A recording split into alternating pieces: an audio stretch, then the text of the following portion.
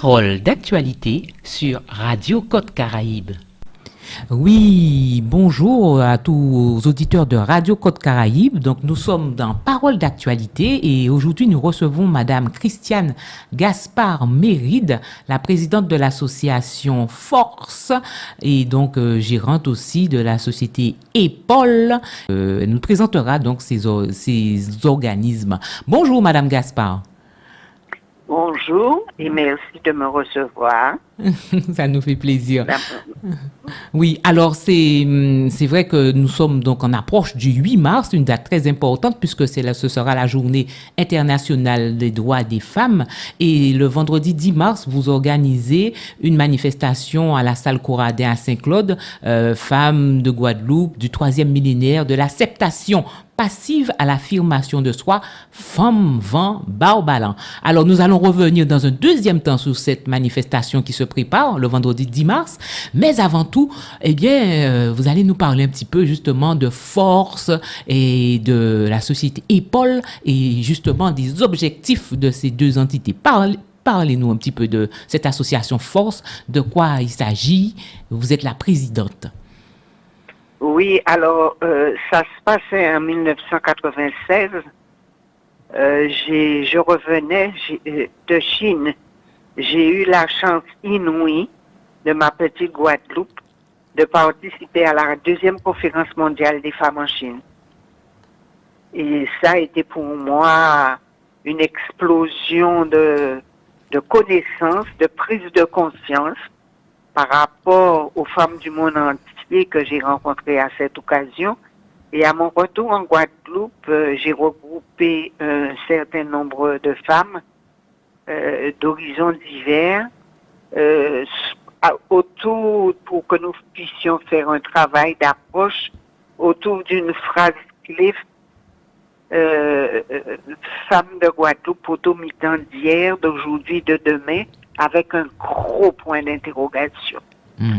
Et à l'issue de nos travaux auxquels participait Madame Hélène Marie-Angélique, qui est devenue en 2000 déléguée aux droits des femmes, oui. Au cours de nos travaux, donc, nous avons, avec un petit nombre d'hommes, il faut le dire, débattu de cette problématique du potomitan, qui en fait n'a pas été un choix des femmes, qui leur a été imposé par la société post-esclavagiste.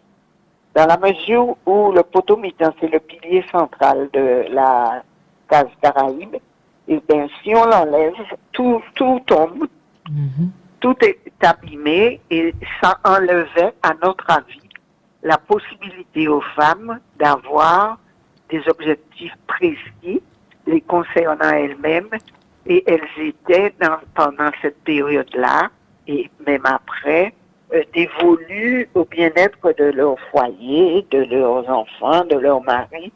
Et nous avons beaucoup de respect pour les femmes potomitan, mais nous rejetons cette partie carcan, cette partie asservissement qui ne permet pas à la femme de s'épanouir, et c'est pour cela que nous sommes appelés des femmes rose cayenne. Rose cayenne. Rose cayenne, qui est une variété d'hibiscus très belle, comme toutes les femmes, qui a de multiples potentialités. On en fait des masques pour la peau, des baumes embellissants et assouplissants pour les cheveux, oui. Des tisanes antitussives, et j'en passe. Une très belle symbolique. Oui, oui, nous avons développé justement cette symbolique en 5 articles: famille, pauvreté, culture, violence et pouvoir. Et cette charte a été promulguée au Centre des Arts lors de la Journée internationale des femmes de 1999, et en 2000, avec la déléguée aux droits des femmes, Madame Marie-Angélique, qui était devenue déléguée aux droits des femmes entre-temps, nous avons mis en place Force en 2000, dont les supports sont justement Charte des femmes de Guadeloupe et l'égalité des chances. D'accord. Alors, Force, on va rappeler, donc, Fédération féminine d'organisation et de revalorisation culturelle, économique et sociale. Tout à fait. Oui. Alors, oui. Non, non. Donc, nous sommes partis sur notre lancée. Et depuis 2000, je suis présidente de Force. Voilà. Mais alors, après, l'association, c'est quand même à œuvrer aussi dans la défense des femmes, au niveau de, comment on va dire, les femmes victimes d'agressions sexuelles, de violence, pardon, de violence faites aux femmes. Oui. Mm-hmm. Oui, puisqu'il y a un article de la charte qui est consacré aux violences. D'accord. Mm-hmm. Donc, nous sommes partis sur cette lancée et nous nous sommes vite rendus compte que c'était bien d'avoir des remontées de terrain, c'était bien de faire des actions, mais que nous n'avions pas de support statistique, analytique, et il nous manquait justement pour être encore plus crédible ces éléments d'appréciation. Alors, qu'avez-vous mis en place? Alors, en 2005, nous avons créé l'Observatoire féminin, dont je suis aussi la présidente, et qui a le même conseil d'administration que Force, mais qui a été créé en association autonome pour des raisons comptables. Pour des raisons comptables. Et l'Observatoire, justement, a un chef de projet qui développe cet aspect analytique, oui. Cet aspect numérique pour que nous puissions, bien sûr, produire des documents avec des éléments d'appréciation le plus fiable possible. Et l'Observatoire féminin, c'est son rôle. Il enrichit notre réflexion et nos actions. Il s'occupe, d'ailleurs, c'est le seul observatoire féminin jusqu'à la journée d'aujourd'hui. Oui. Pas seulement en Guadeloupe. Il s'occupe de violences faites aux femmes. Il s'occupe aussi du bien-être des femmes, qu'elles soient bien dans leur peau et qu'elles puissent entreprendre. Il s'occupe de la création, de les orienter pour la création d'entreprises, de les orienter aussi pour un nouveau départ dans le monde du travail.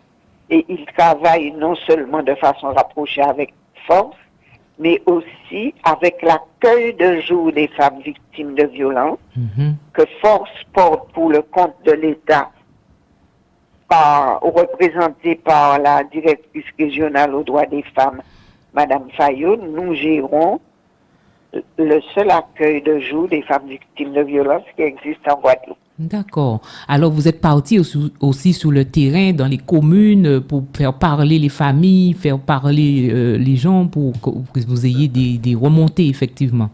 Alors, nous avons en 22 ans fait quand même pas mal de choses. Nous avons créé un concept qui s'appelle le FASADé. Le FASADé. Le FASADé, c'est le mot créole FASADE, oui. C'est-à-dire parler face à face. Oui, nous allons parler face à face. Nous allons parler face à face. Le FASADé a été labellisé sur le plan national. Et nous étions très bien partis avec ces FASADés qui ont été, comme beaucoup d'actions ralenties par le Covid, puisque le FASADé se passe de préférence, mais pas exclusivement en milieu ouvert. Et ce sont des hommes et des femmes qui discutent de leurs problèmes conjugaux, des répercussions sur la famille, sur la société guadeloupéenne, des problèmes de parentalité et de tout autre sujet qui permet d'aider la population guadeloupéenne à avancer dans les secteurs de la vie sociale, économique et familiale. Et les relations de couple, beaucoup. Oui. Donc, Là, nous reprenons nos FASADés puisque, comme je viens de le dire, Covid avait tout bousculé. Oui. D'accord. Et les façadés, donc, vous avez des relais dans les communes pour que ça fonctionne? C'est-à-dire, avant Covid, on fonctionnait comme ça. C'était à la demande. C'était à la demande. Nous avions envoyé bien sûr, des documents aux communes pour pouvoir leur dire que ça existait et qu'on leur proposait de faire ça, de faire un façade dans leur commune. Nous en avons fait à Sainte-Rose, à Monalo, au Moule, à Gauzier, enfin un petit peu comme cela. Je dois reconnaître, c'est surtout la Grande Terre qui avait fait écho à nos demandes. Là, nous sommes en train de reprendre notre bâton pèlerin pour vulgariser à nouveau ce façade. D'accord. Alors, qu'en est-il qu'est-ce que vous pouvez nous dire de la structure épaule? Alors, justement, chemin faisant, après avoir créé l'Observatoire féminin, nous nous sommes rendus compte des dégradations des relations familiales. Et nous avons, alors, à cette époque-là, il faut dire aussi qu'il existe un dispositif de l'État qui s'appelle le REAP, le Réseau d'écoute d'appui et d'accompagnement des parents. Oui. Et le REAP était géré avant par la DAF, ensuite la DJSPS, et maintenant il est géré par la CAF. Et pendant la gestion de la DAF et la DJSPS, je suis resté 11 ans pilote de ce dispositif. C'est-à-dire que je devais vulgariser ce dispositif dont l'essentiel est les groupes d'échange entre parents avec un animateur sur des sujets qui bien sûr ont trait à la parentalité. Et comme le dispositif débutait et que j'en ai eu, j'ai été pilote pendant ces 11 ans, j'ai pu approcher de près, même de très près, des problématiques familiales. Et fort heureusement, il n'y a pas seulement des problématiques dans des familles, il y a des moments aussi très intenses. Et en plus, maintenant, nous gérons pour le compte de monsieur le procureur de Pointe-à-Pitre, nous gérons des stages parents maltraitants. Et oui, on a ça aussi maintenant chez nous. Oui, donc et tout cela a fait qu'en 2015, nous avons créé EPOL, élaboration de la parentalité, autour du libre engagement solidaire. Et le support aussi fondamental d'EPOL, c'est une charte qui a été traduite en créole. C'est une charte que nous avons créée qui s'appelle Lianage Karukera, charte des jeudis de la famille. D'accord. Donc tout cela pour permettre aux familles de s'exprimer. Voilà. Et dans cette dynamique EPOL, nous sommes en train maintenant, toujours Covid aussi est passé par là, de mettre en place dans certaines communes qui veulent bien des réseaux parentaux. Nous en avons 4 effectifs pour l'instant. Là aussi, c'est surtout en Grande Terre parce que nous en avions un à Pointe-Noire qui est en sommeil. Ces réseaux parentaux développent le concept de la parentalité autrement, les changements de posture. D'accord. Tout simplement parce que on estime que il faut la parentalité même récente, la parentalité d'il y a même 10-15 ans et la parentalité d'aujourd'hui, ce n'est plus du tout la même chose. Oui, ça a évolué. Voilà. Il faut tenir compte de cette évolution. Oui. Eh bien, je vous propose, Madame Christiane Gaspard-Mérite, une courte pause et on revient juste après ça.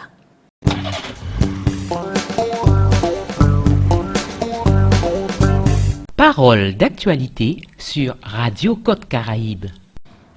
Oui, nous sommes avec Madame Christiane Gaspard Méride, donc la présidente de l'association Force et donc de l'Observatoire féminin et aussi donc gérante de EPOL. Alors, à l'occasion justement de la Journée internationale des droits des femmes, eh bien, il va y avoir une manifestation, un rendez-vous le vendredi 10 mars 2023 et à la salle Coradin à Saint-Claude et la thématique Femmes de Guadeloupe du 3e millénaire de l'acceptation passive à l'affirmation de soi, Femme, Vent, Barbalan. C'est ça, hein, Madame Gaspard?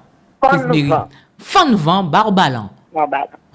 Alors, donc, ce sera à Saint-Claude et vous invitez donc le public. Déjà, le choix de Saint-Claude n'est pas le fait du hasard. Je suis moi-même natif de Basse-Terre, de cette région de la Basse-Terre qui va en Côte-sous-le-Vent et c'est ailleurs. Et très souvent, mes amis, mes proches me disaient, mais tu fais toujours quelque chose en Grande Terre, puisque maintenant, on fait en Grande Terre. Oui, et la Basse-Terre, tu l'as oublié, pas du tout. Et l'opportunité s'est présentée cette fois-ci de faire cette manifestation à Basse-Terre. D'abord à Basse-Terre, où nous pensions la faire à l'auditorium qui n'était pas disponible. D'accord. Et nous remercions d'ailleurs par cette occasion Madame le maire de Saint-Claude de nous avoir gracieusement mis à disposition l'espace Coradin. Donc ça sera à l'espace Coradin où nous espérons bien sûr avoir beaucoup de monde. Alors, pourquoi le choix de ce thème? Le choix de ce thème s'explique aussi par le fait que nous avons un passé derrière nous. Oui. Et ce passé, nous le mettons à profit dans nos expériences diverses pour pouvoir peaufiner chaque fois l'action que nous mettons en place. Et c'est vrai que la femme guadeloupéenne moderne aujourd'hui ne ressemble en rien à nos mères, quant à nos grands-mères, encore pas du tout, et même parfois pas tout à fait à nous. Il y a un long chemin encore à parcourir, il y a des choses à faire émerger, et il y a aussi, comme on dit, il y a l'arrêt à respecter. Oui. Parce que l'émancipation des femmes ne passe pas forcément par tout et n'importe quoi. Il faut que nous puissions avoir une ligne, comme on dit dans certaines communes. En fait, c'est vrai que malgré tout cela, beaucoup de femmes encore aujourd'hui, beaucoup de jeunes femmes n'osent pas s'affirmer, n'osent pas, par exemple, quitter une situation quelle qu'elle soit qui leur pèse, pour essayer de se reconstruire, essayer de repartir du bon pied. Beaucoup de femmes dans la vie publique, par exemple, la Guadeloupe est bien sûr une des Antilles où il y a le plus de femmes qui se sont investies en politique, mais c'est encore, nous avons des femmes de renom, bien sûr, mais cet exemple-là, on va dire, n'est pas encore suffisamment suivi, et surtout au niveau de l'information. Oui. Il y a des femmes qui sont rentrées en politique parce que dans les années précédentes, maintenant les choses s'améliorent heureusement, parce qu'on leur avait demandé de venir et qu'on les a convaincus. Oui. Mais pour autant, elles ne sont pas suffisamment informées des rouages de la politique et les pionnières, certaines pionnières, se sont retrouvées un petit peu embarrassées parce que elles n'étaient pas suffisamment informées. L'émancipation des femmes passe beaucoup aussi par l'information. Oui. Donc, oui, donc toute cette thématique de l'acceptation passive à l'affirmation de soi. Donc, à l'affirmation de soi, donc voilà. pour cela, donc beaucoup d'informations pour pouvoir avancer. Donc, Beaucoup d'informations, beaucoup de communication oui, qui favoriseront, nous l'espérons, et une prise de conscience qui peut être au départ timide, mais aussi, une fois que le phénomène de prise de conscience est en marche, c'est rare qu'il s'arrête. oui, oui, C'est vrai que quand on ne sait pas, quand on ne connaît pas, eh bien, on subit. oui, c'est ça. Donc, en tout cas, c'est une invitation pour toutes ces femmes, pour le public. Fun vent barbalan. Donc, Barbalan. Ouais, Oui, ouais. c'était notre slogan aussi au départ. Quand on a créé Force, on a affirmé ça aussi haut et fort. Femme Guadeloupe, Fun vent Barbalan. Ça veut tout simplement dire de ne pas hésiter. Tout est possible. Oui, voilà. Il faut aussi que nous rentrions dans le champ des possibles Oui, et ne pas se minimiser parce que de toute façon, moi je pense que quel que soit l'être humain, quel que soit sous les cieux qu'il vive, s'il ne s'aime pas lui, il ne faut pas qu'il attende que les autres les mots pour lui et pour eux. oui, c'est sûr. Eh bien, c'est un rendez-vous qui est programmé le vendredi 10 mars à 18h à la salle Coradin à Saint-Claude. Alors, il y aura donc des professionnels qui seront présents, bien entendu, pour pouvoir accompagner, donner des pistes. Oui. Voilà. Nous aurons un ou deux aussi témoignages de femmes qui, justement, ne sont pas restées dans l'acceptation passive et dans la fatalité, Ah oui. et qui, par leurs propres ressources, se sont levées pour pouvoir faire face et vaincre des situations parfois très pénibles. Et elles y sont arrivées, donc il n'y a pas de raison.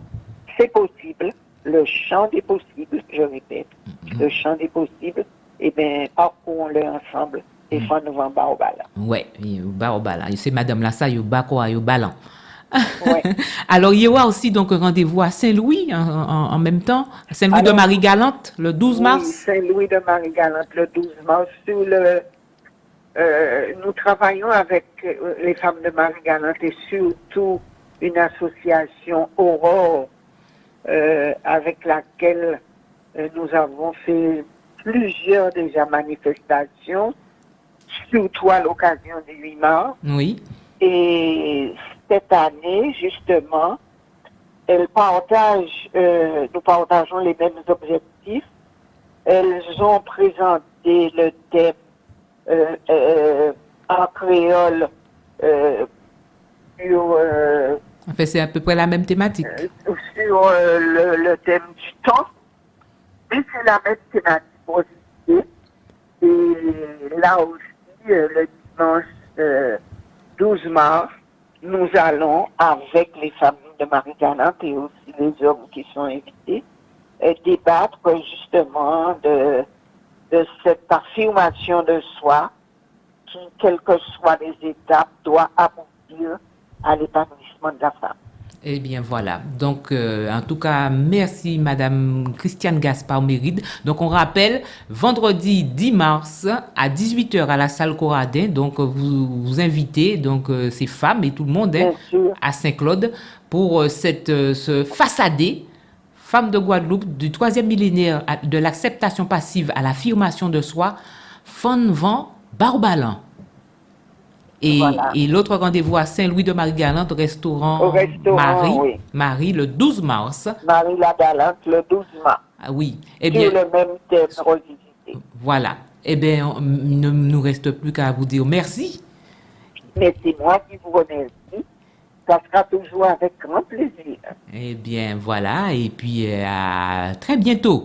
À très bientôt. Bonne journée à vous. Au revoir. Au revoir.